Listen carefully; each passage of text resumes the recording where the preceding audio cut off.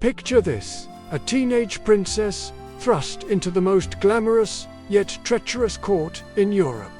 She's just a child, but her marriage is meant to seal a peace treaty between two warring empires. This isn't a fairy tale. This is the true story of Marie Antoinette, the last Queen of France. And what you think you know about her, it's probably wrong. Forget the history books for a moment. We're going to uncover the woman behind the legend, the scandals that weren't what they seemed, and the brutal truth of her final days. This is the story of a queen who was both adored and despised, and whose life ended in a way no one could have ever predicted. Born an Austrian archduchess, Maria Antonia was beautiful, lively, and completely unprepared for the rigid and political snake pit that was the French court at Versailles. At just 14, her name was changed to Marie Antoinette, and she was married to the awkward and shy heir to the French throne, Louis Auguste. Her mission was simple: produce a male heir and solidify the alliance between Austria and France. But from the very beginning, things were complicated. The French people were suspicious of her. They called her l'Autriconne, the Austrian woman, a constant reminder that she was a foreigner. Life at Versailles was a golden cage. Every moment of her day was public, from waking up to going to bed. A crowd of nobles would watch her get dressed in the morning. She had no privacy, no real friends, just a sea of faces judging her every move. To cope with the pressure, she retreated into her own world. She built a fantasy village, the Hameau de la Reine, where she could pretend to be a simple milkmaid. She threw extravagant parties, gambled, and spent fortunes on fashion, setting trends across Europe with her towering hairstyles and lavish gowns. This was her escape, but to the starving people of France, it looked like she was dancing on their graves. The whispers started. They said she was frivolous, empty-headed, and disconnected from the suffering of her subjects.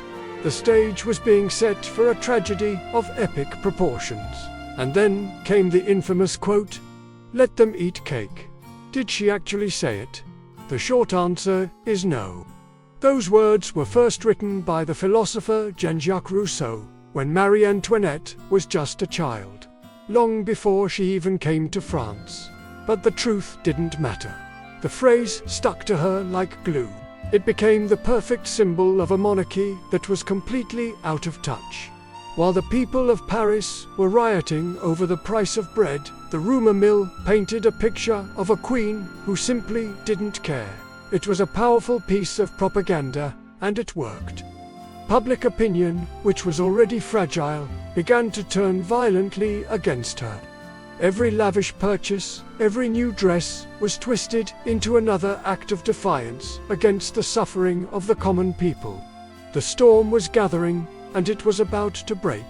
The real turning point, the scandal that sealed her fate, had nothing to do with cake or parties. It was the affair of the diamond necklace. A con artist, pretending to be a confidant of the Queen, tricked a cardinal into buying a ridiculously expensive diamond necklace, supposedly on Marie Antoinette's behalf. The plan was to steal the necklace and sell the diamonds. When the jewelers demanded payment from the Queen, she was completely bewildered. She knew nothing about it. But, in the court of public opinion, she was already guilty. The story was just too juicy to be ignored. It confirmed everyone's worst suspicions. She was deceitful, greedy, and willing to bankrupt the nation for her own vanity. Even though she was innocent, the scandal destroyed what little credibility she had left. The people's anger wasn't just simmering anymore, it was boiling over. The French Revolution exploded in 1789. The Bastille fell, and the cries for liberty, equality, fraternity echoed through the streets of Paris. The royal family became prisoners in their own palace. One night, a furious mob of women, armed with pitchforks and pikes, marched from Paris to Versailles, demanding bread. They broke into the palace, searching for the Austrian wolf. Marie Antoinette barely escaped with her life, hiding in the king's chambers as the mob tore her own bedroom apart. The family was forcibly moved to the Tuileries Palace in Paris, their golden cage replaced by a stone one. The days of parties and fantasy villages were over. Now, it was a fight for survival. In the dead of night, on June 20th, 1791, the royal family attempted a desperate escape. Disguised as servants, they fled Paris in a carriage, hoping to reach the border and rally support from other European monarchs. It was a nail-biting journey. For a moment, it seemed like they might actually make it. But a postmaster in the small town of Varennes recognized the king from his portrait on a coin. Their escape was foiled. They were captured and dragged back to Paris, not as monarchs, but as traitors. This failed escape was the final nail in the coffin for the monarchy. Any remaining trust was shattered. Now, they were seen as enemies of the state, plotting with foreign powers against their own people. The king was officially deposed, the Republic was declared, and the reign of terror began. The king was the first to face the guillotine. Marie Antoinette, now known as Widow Capet, was separated from her children and thrown into a dark, damp cell in the conciergerie prison, a place known as the antechamber to the guillotine. Her son, the young heir, was taken from her and subjected to brutal brainwashing to turn him against his own mother. During her sham trial, the accusations became monstrous. They accused her of not only treason, but of unthinkable crimes against her own son. It was the ultimate character assassination. Stripped of her dignity, her hair shorn, she faced her accusers with a strength no one thought she possessed.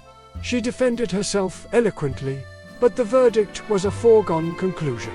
She was sentenced to death. On the morning of October 16, 1793, they came for her. Unlike the king, who was taken to his execution in a closed carriage, she was paraded through the streets of Paris in an open cart. Exposed to the jeers and insults of the crowd she once ruled. She was 37 years old. As she climbed the steps to the guillotine, she accidentally stepped on the executioner's foot. Her last words were not a plea or a curse, but a simple, "Pardon me, sir. I did not do it on purpose." It was a final, unexpected glimpse of the polite, well-bred princess she once was. In that moment, she was no longer a symbol of hate, but a human being, facing her end with a quiet dignity that stunned the onlookers into a brief silence. And now, for the twist you didn't see coming. For centuries, the story ended there. But recent science has added a shocking final chapter. Historians discovered secret letters, written in invisible ink, between Marie Antoinette and a Swedish count, Axel von Fersen, who was widely believed to be her lover and the mastermind behind the failed escape.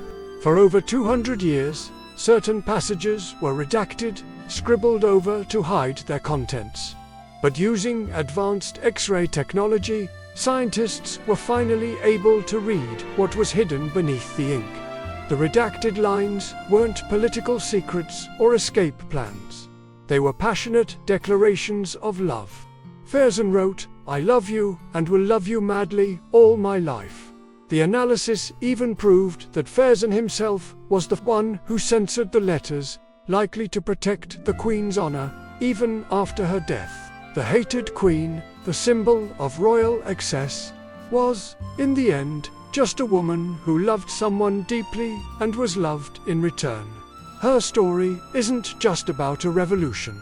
It's a hidden love story, tragically concealed for centuries, revealing that behind the crown and the controversy, there was a heart that beat just as fiercely as any other. Thank you so much for watching. The story of Marie Antoinette is complex, and there's so much more to explore. What do you think? Was she a victim of circumstance, or a villain who got what she deserved? Let us know in the comments below. And if you found this story as fascinating as we did, don't forget to hit that like button. and subscribe to Impact Figures for more deep dives into the most compelling lives in history. We'll see you in the next one.